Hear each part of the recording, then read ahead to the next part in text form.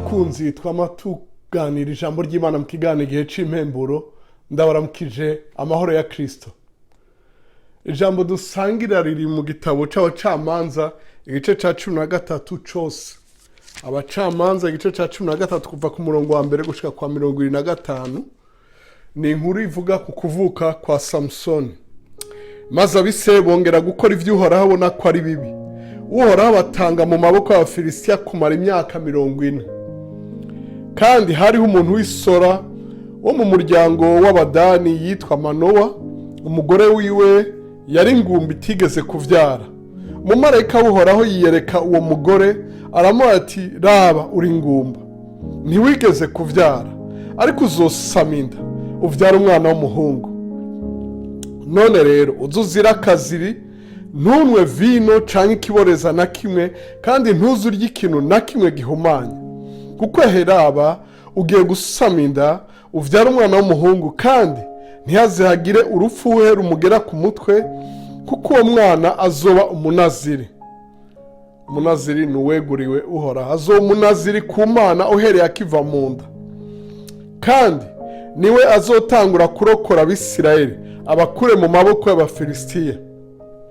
Uwo mugore aragenda bibarira umugabo wiwe ati, umuntu w'Imana yaja hondi, kandi mu maso hiwe hasa naho umumarayika w'Imana, kandi hateye ubwoba cane.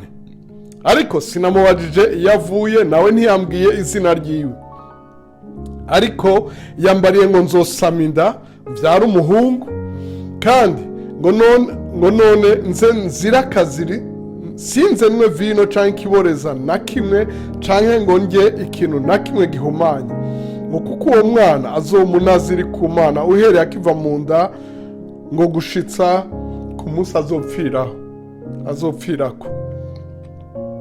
Umurongo 8. Maze Manowa yinginga Uhoraho ati, bwirukiro, ndakwinginze wa muntu wawe wadutumako niyongera agaruke kuri twebwe, atubarire uko tuzogenza uwo mwana azovuka. Nuko Imana yemerera Manowa, maze uwo mumarayika w'Imana asubira kugaruka aho wa mugore ari, amusanga aho yari yicaye mu murima, ariko Manowa umugabo wiwe ntiyari kumwe nawe.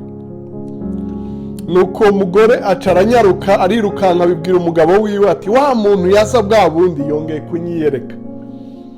Maze Manowa ava hasi akurikira umugore wiwe, ashikiriye uwo muntu aramubaza ati, mbega niwe wavuganye n'uyu mugore? Nawe ati, ni jewe. Manowa aramubaza ati, ivyo wavuze nivyashika uwo mwana tuzomurera dute? Azokora iki? Uwo marayika w'Uhoraho yishura Manowa ati, ivyo nabariye umugore vyose azavyirinde. Ntazarye ku kintu na kimwe kivuye ku muzabibu, ntazanywe vino canke ikiboreza na kimwe, canke ngo arye ikintu na kimwe gihumanya, ivyo namubariye vyose azavyitondere. Maze Manowa abarira uwo mumarayika w'Uhoraho ati, ndakwinginze banza uhagarare tukubagire agasuguru. Uwo mumarayika w'Uhoraho aramwisha ati, nawe mpagaritse ntaco ndi burye ku vyo kurya vyawe, ariko namba ugomba kubaga ikimazi co koswa ugishikanira Uhoraho. Ariko Manowa ntiyari bwamenye ko ari umumarayika w'Uhoraho. Maze Manowa abaza uwo mumarayika w'Uhoraho ati, witwa nde, kugira ngo ivyo wavuze nivyashika tuze tugushemagize? Uwo mumarayika w'Uhoraho aramwishura ati, umbariza iki izina ryanje, ko ari izina ritangaje? Nuko Manowa yabira iyo suguru y'impene n'ishikanwa ry'ifu abishikanira Uhoraho hejuru ku gitandara. Hacaba igitangaza, Manowa n'umugore wiwe babirorera. Umuriro ku gicaniro ukiriko urarabagiza uja hejuru, wa mumarayika w'Uhoraho aduga muri uwo muriro ku gicaniro. Manowa n'umugore wiwe babirorera, baca barapfukama barunama. Kuva ubwo uwo mumarayika w'Uhoraho ntiyongeye kwiyereka Manowa canke umugore wiwe ukundi. Nuko Manowa amenya ko ari umumarayika w'Uhoraho.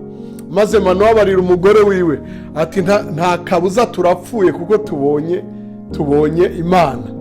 Ariko umugore wiwe aramwisha ati, iyaba Uhoraho yagomba kutwica, ntaba yatwakira ikimazi cacu coshejwe bo n'ishikanwa ryacu ry'ifu, kandi ntaba yatweretse ivyo vyose, canke ngo atubarire amajambo ameze nk'ayo. Hanyuma uwo mugore avyara umwana w'umuhungu amwita Samsoni. Uwo mwana arakura, Uhoraho amuha umugisha. maze mpwemu Uhoraho atangura kumucanira ari Mahane Dani hagati y'Isora n'Eshitayoli. Imana ishimwe cyane. Bakundwa, turiko turasanga ijambo ry'Imana muri uyu mwaka wo kugenderwamo n'Uhoraho.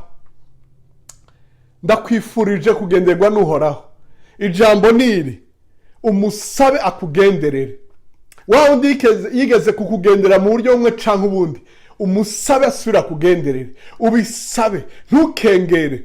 Ntuvuge ngo ivyo ni ibintu abantu bivugira. Ntuvuge ngo ayo n'ay'abagore nk'uko abagabo bamwe b'Abanyafrika bigira.